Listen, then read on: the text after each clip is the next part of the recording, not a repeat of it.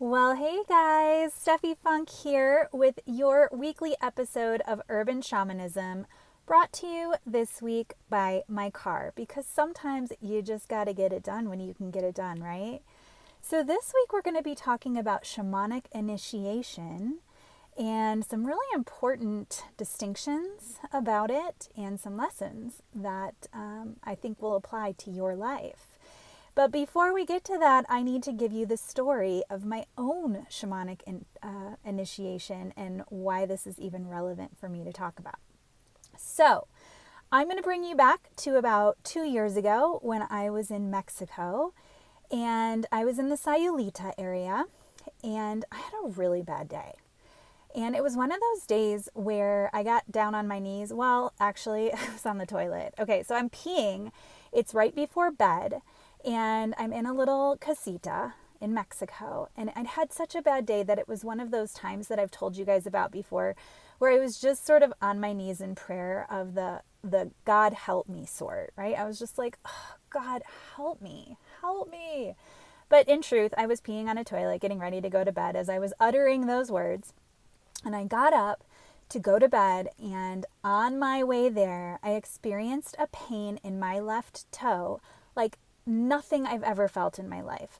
It felt like shards of glass were being dug into the toe while a cigarette was being like put out on it at the same time and burning a hole in it. It was excruciatingly painful. I started screaming. I woke up my whole casita, so all my roommates. Oh, I was there, by the way, on a shamanic retreat. So this is extra weird. And by the way, it was not intentional. In no way, shape, or form was this intentional. This was completely, I guess, I don't know, defined by spirit, 100%. Okay? So in any case, I'm like, what is it? I'm yelling at my roommates, stop touching it. And they're like, Stephanie, we're not even touching it. I was in so much pain, I couldn't even look. And all of a sudden, one of the girls goes, oh, I see the culprit. And there was a scorpion. I had been stung by a scorpion, and we all started to panic because we don't know what to do when one gets stung by a scorpion.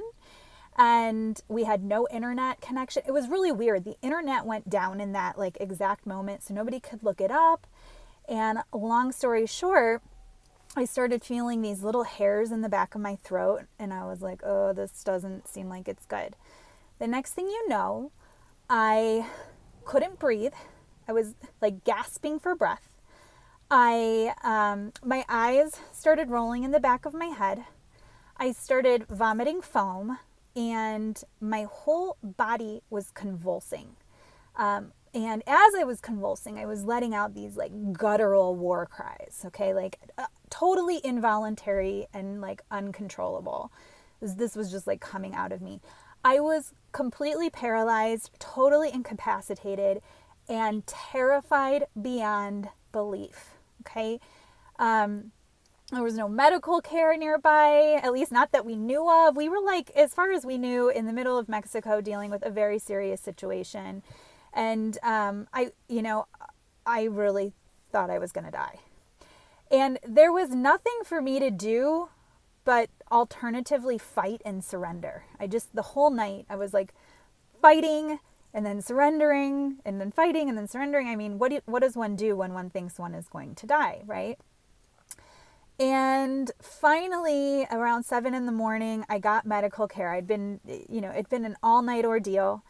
It took a long time to get medical care. Of course, like I mentioned, we were in a developing country. And by the time I got the care I needed, the doctors and nurses were very concerned. And they ended up having to give me 4 vials of anti-venom. I was still convulsing uncontrollably. I started having thoughts like I was never going to be normal again. I kind of got past the survival phase, but I just was very concerned that I was never going to stop this convulsing paralysis. It attacked my nervous system. And they gave me the vials of anti-venom, and a couple hours later, I was normal again. I survived it. As you can imagine, this experience was horribly traumatic. And it took me a long time to process what actually happened that night.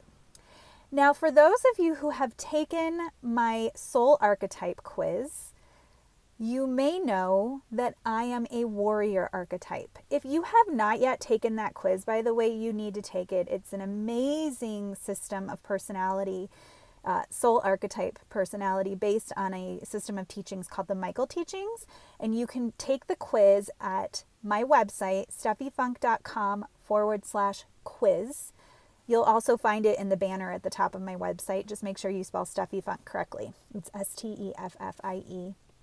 STEFFIEFUNK.com. Anyway, I'm a warrior archetype. So happens that the scorpion is a female warrior spirit animal. And what's come to me over the now couple years I've had to process that initiation is a couple things. First, that it was my initiation. So a word on that. I want to talk about shamanic initiation.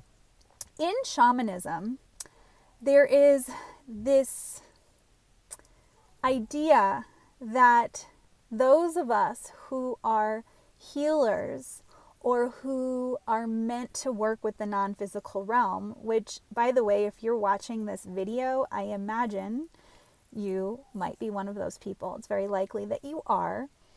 Go through some sort of initiation, which is something that we have to overcome and transcend. And it sort of marks us as a healer. And I want you to start thinking about in your life, what might your shamanic initiation have been? Now, it doesn't have to be as intense as mine. I'm a warrior, so I tend to pick intense experiences, right?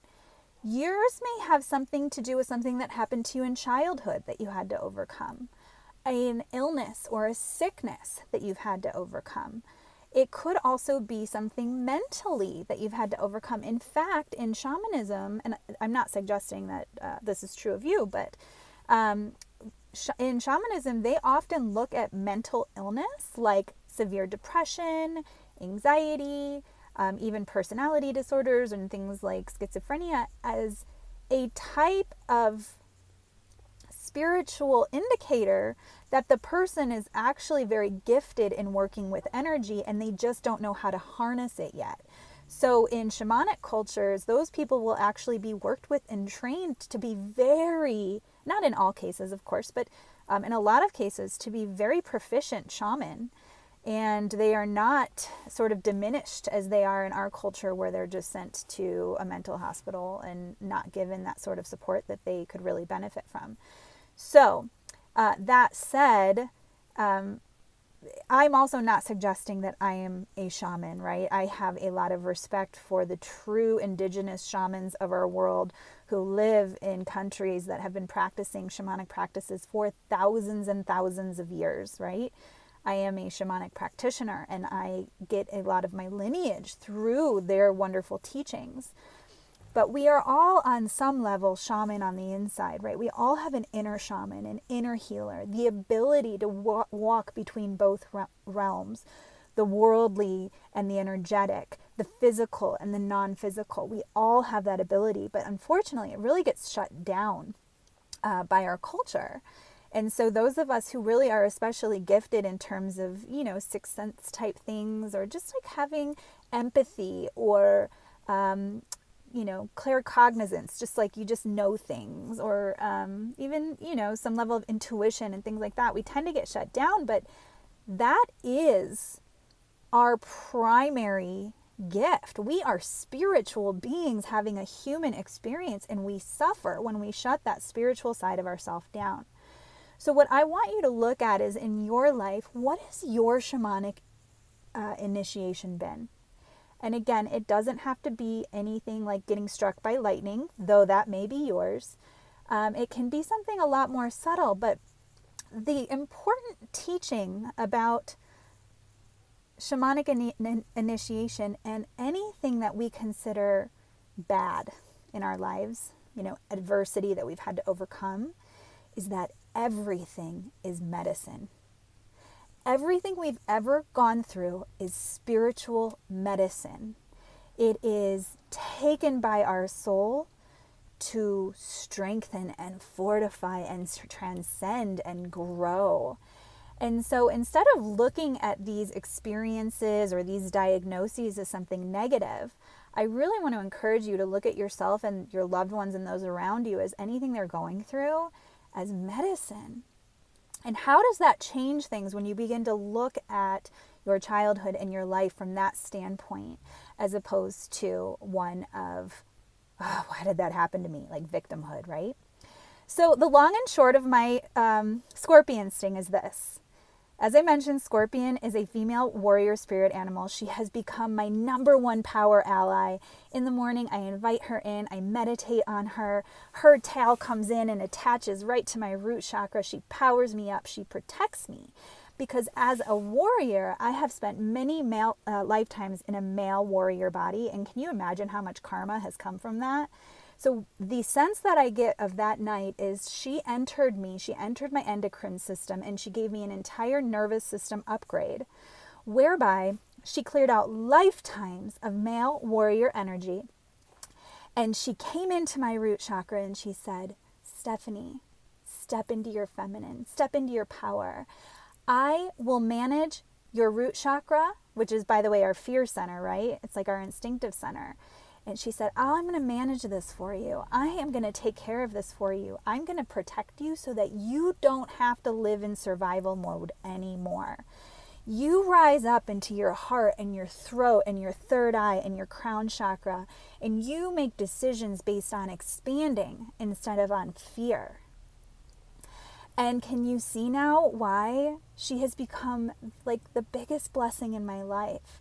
She has become a huge ally for me, and one that helps me feel strong and protected and kind of like a badass. I mean, if I could survive that experience, I can survive anything. And she taught me so much about surrender. As I was fighting, she taught me surrender, surrender, surrender. She got those guttural war cries out of me, those lifetimes of buried experience that just needed to all come out in that one intense night. And so while I wouldn't have asked for it, in retrospect, it really was one of the best things that's ever happened to me. So now, your inner shaman practice for the week. Look back on your life and identify what thing or things have been your initiation, and what medicine have you gotten out of them. How have they served you and helped you and made you into the person that you are today? The inner shaman that you really are, and the light worker that you were born to be. Comment below and let me know. I can't wait to hear from you. I'll be back to you next week with another episode of Urban Shamanism. See you then.